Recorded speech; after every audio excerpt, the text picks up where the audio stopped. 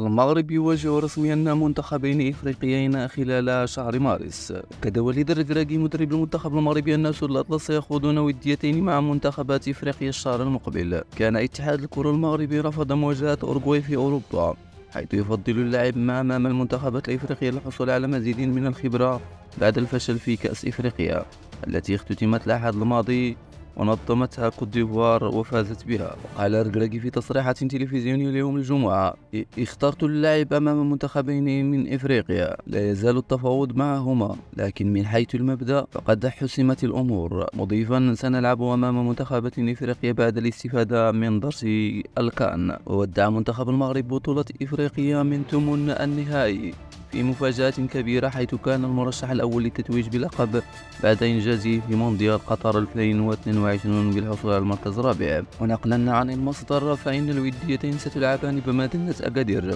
لتزامنهما مع شهر رمضان ولصعوبة التنقل قاريا للعب أمام منتخبات القارة السمراء بالنظر لظروف الصيام والتزام اللاعبين بأجندة نواديهم في أوروبا. قال الركراكي بشأن التغييرات الممكن حدوثها بالجهاز الفني وتركيبة اللاعبين قائلا: نعم، ستكون هناك تغييرات ستطال الجهاز الفني واللاعبين، ولم أكشف عن زيارتي لأوروبا مثل ما يروج البعض، لأن الأمور ستتم بسرية مطلقة ولن يطلع عليها أحد.